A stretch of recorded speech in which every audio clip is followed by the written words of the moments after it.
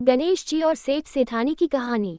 अगर आप भगवान गणेश जी का आशीर्वाद पाना चाहते हैं तो इस कहानी को पूरा सुने, अधूरा न छोड़े।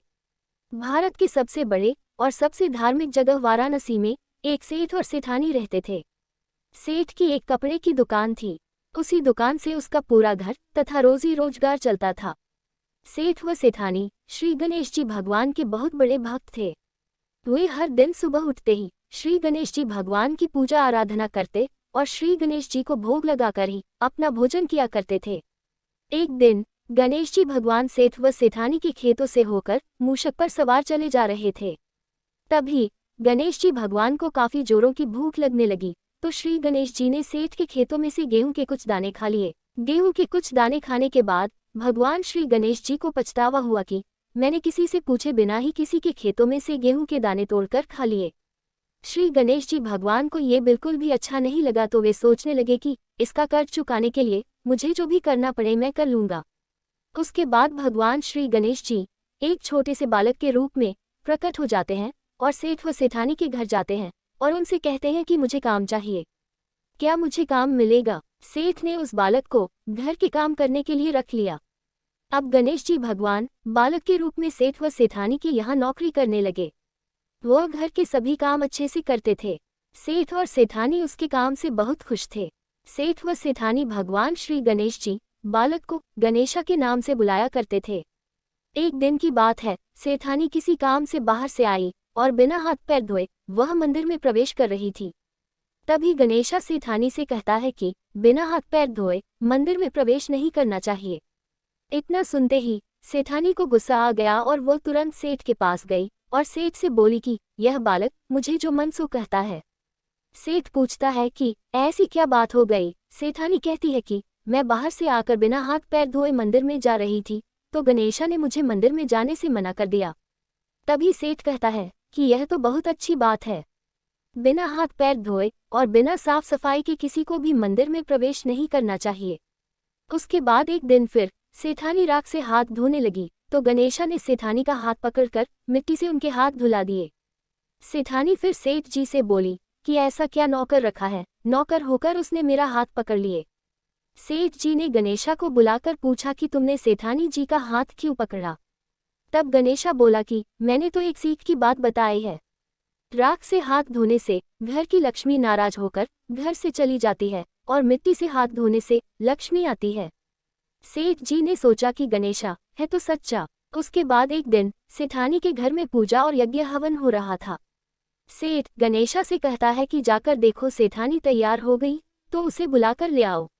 गणेशा सेठानी को बुलाने गया तो सेठानी काली चुनरी ओढ़कर चलने लगी। तब गणेशा ने काली चुनरी फाड़ दी और कहा कि लाल चुनरी ओढ़ के चलो। सेठानी नाराज होकर सो गई। सेठ ने आकर पूछा क्या बात है, तो सेठानी ने कहा कि गणेशा ने मेरी चुनरी फाड़ दी। सेठ जी ने गणेशा को बुलाकर पूछा तो गणेशा ने कहा पूजा पाठ में काला वस्त्र नहीं पहनते हैं, इसलिए मैंने लाल वस्त्र के लिए कहा। काला वस्त्र पहनने से कोई भी शुभ काम सफल नहीं होता है। फिर सेठ ने सोचा कि गणेशा है तो समझदार। कुछ दिनों बाद कुंभ का मेला आया। सेठ जी ने कहा गणेशा सेठानी को कुंभ के मेले में स्नान करा के ले आओ। सेठानी किनारे पर बैठकर नहा रही थी, तब गणेशा उनका हाथ पकड़कर आगे डुबकी लगवा लाए। घर आकर सेठानी ने सेठ से कहा कि गणेशा ने तो मेरी इज्जत ही नहीं रखी और इतने सारे आदमियों के बीच में मुझे घसीटकर आगे पानी में ले गया। सेठ ने गणेशा को बुलाकर बहुत डांटा और कहा तुम बहुत बदमाशी करते हो। तब गणेशा ने कहा कि सेठानी किनारे पर बैठकर गंदे पानी से नहा रही थी, तो मैं आगे अच्छे पानी में डुबकी लगवाकर ले आया। इससे अगले जन्म में बहुत बड़े राजा और राजपाट मिलेगा। सेठ ने सोचा कि गणेशा है तो सच्चा। ऐसे ही समय बीत रहा था। कुछ ही दिनों में गणेश चतुर्थी आने वाली थी। सभी जगह लोग गणेश चतुर्थी की तैयारी में लगे हुए थे, लेकिन सेठ और सेठानी किसी काम से कहीं बाहर गए हुए थे और जब वे दोनों वापस लौटे तो उस दिन ही गणेश चतुर्थी थी। सेठ गणेश जी की मूर्ति लेने बाजार गए, लेकिन उन्हें कहीं भी मूर्ति नहीं मिली। सेठ ने उस दिन अपने घर पर गणेश चतुर्थी की पूजा रखी थी और पंडित जी भी आ गए थे। मूर्ति न होने के कारण सेठ व सेठानी तथा पंडित जी सभी उदास लग रहे थे। पंडित जी सेठ सेठानी से कहते हैं कि आप लोगों को पहले ही मूर्ति की व्यवस्था कर लेनी चाहिए। अब गणेश जी की मूर्ति के बिना गणेश चतुर्थी की पूजा संपन्न कैसे होगी। अब क्या करें। गणेशा भी वहीं मौजूद था और वह एक किनारे पर बैठा सब सुन रहा था। गणेशा तुरंत खड़ा हुआ और कहने लगा कि ऐसा करो, मुझे ही मूर्ति बनाकर विराजमान कर लो। मेरी ही पूजा आराधना कर, भोग लगाकर अपना गणेश चतुर्थी मना सकते हैं। आपके सारे काम सफल हो जाएंगे। ये बात सुनकर सेठ जी को बहुत गुस्सा आया और उन्होंने गणेशा से कहा कि तुम अब तक सेठानी से ही मजाक करते थे, लेकिन अब मेरे से भी मजाक करने लग गए। तब गणेशा ने कहा, मैं मजाक नहीं कर रहा हूँ, मैं सच बात कह रहा हूँ। तभी गणेशा मूर्ति की जगह पर खड़ा होता है और अपने असल रूप में श्री गणेश जी भगवान के रूप में प्रकट हो जाते हैं। सेठ और सेठानी दोनों मिलकर उनकी पूजा आराधना करते हैं, भोग लगाते हैं। पूजा खत्म होते ही गणेश जी अंतर्धान हो जाते हैं। उसके बाद से सेठ और सेठानी ये सोचकर परेशान रहने लगे कि वे कितने बड़े गुनाहगार हैं जो उन्होंने भगवान श्री गणेश जी को अपने घर में नौकर रखा था और उनसे अपने घर का काम भी करवाया था। तब से ही सेठ और सेठानी कुछ खा पी नहीं रहे थे, जिससे दोनों की सेहत खराब हो गई थी।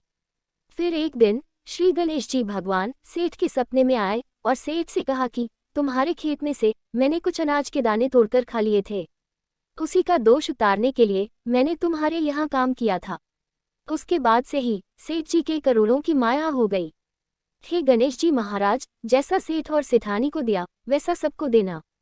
ये कहानी कहते को, सुनते को और सारे परिवार को दे देना। भगवान जी हमेशा अपने भक्तों के ऋणी होते हैं। जय श्री गणेश जी महाराज।